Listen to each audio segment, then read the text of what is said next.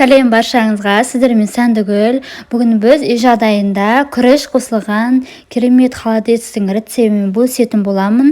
Ең алдымен менің каналыма тіркеліп, қоңырау батырмасын басуды ұмытпаңыздар. Және де видеоны соңына дейін толық көріңіздер. Бізге керек заттар, яғни бізге осындай 2 морковь және де 4 чеснок керек болады. Яғни менде мында көріп тұрғандарыңыздай, менде алдын ала мен осы сирақтарымды суға салып пісіріп алдым. Яғни бір сиырдың 4 аяғы. Міне алдын ала дәл осылай мен барлығын пісіріп алдым.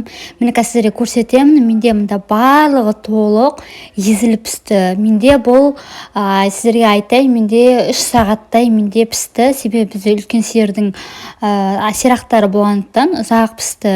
Міне толығымен барлығын түгел осылай пісіріп алдым. Міне көріп тұрғандарыңыздай ешқандай тұз ештеңе қосқан жоқпын. Тек қана судың өзіне ғана осылай қайнатып алдым.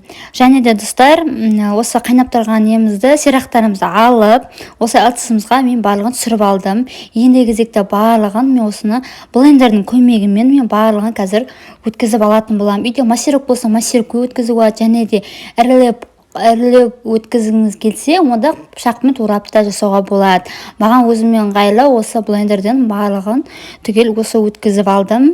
Мында морковь, чеснокты мен осының көлеміне қарата салдым. Морковьты жалпы күшті жақсы дәм келеді, чеснокты да осылай мен өзінің көлеміне қарап салдым. Осылай барлығын түгел осы уақыттап араластырып отырып, мен барлығын осылай блендерден өткізіп алдым. Мысалы, сіздерде 2 сирақ болатын болса, онда 1 морковь, 2 чеснок салсаңыздар да болады. Мені көріп тұрғандарыңызда осылай бәрін сүйектен ажыратып, барлығын салып алдым. Барлығын осылай блендерден өткізіп алдым. Әбден толық езілгенше кәдімгідей ұстап тұрып осылай өткізіп алдым. Мені көріп тұрғандарың дәл осындай болып шықты. Менде ендігі кезекте мен қазанымды отқа қойып қойғам. Соның үстіне осы манағы өткізген немізді, сирақтарымыздың еттерін осылай салып аламын. Одан кейін дәміне қарай бұрыш салдым, және де ас қасықпен мен бір тұз салдым. Яғни менде тұз кішкене кемдеу болды. Тағы да ас қасықпен тағы 1 қасық салып жібердім. Дәм құттай тартып қарайса, сол кезде дәмі өзі белгілі болады. Осы кезде енді бір сарқылдатып қатты қайнатып алып, астының отын басып, әбден морковь барлығы толық піскенше тағы қайнатасты. Мен 1 сағаттай қайнаттым. Қайнап болғаннан кейін, барлығы піскеннен кейін осындай касемен жарты касе күріш салдым. Міне күріш көп салмаңыздар, себебі бұл күріш өсетіндіктен, су іші көп болғандықтан күріш қатты өсіп кетеді. Сондықтан кішкентай ғана салыңыздар.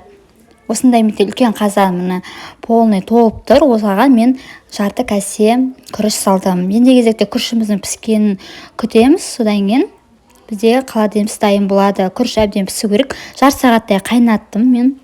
Астың кішкене средний отта пісіріп. Одан кейін міне дәл ысылай келгенде осындай 2 табағыма барлығын бірінші сұйығын құйып алдым. Артынша қоюын ожауымен осылай құйып шықтым. Міне осылай қою астында қалып қояды, сондықтан барлығын осылай саламыз.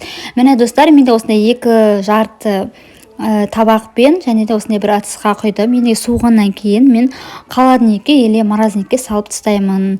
Міне достар, сіздер де жасап көріңіздер, өте оңай және де нағыз витаминный тіске бастары ғой, кальцийге өте бай, нағыз табиғи өнім. Жасап көріңіздер, міндетті түрде отбасыларыңызға ұнайды. Ас болсын, рахмет, сау болыңыздар.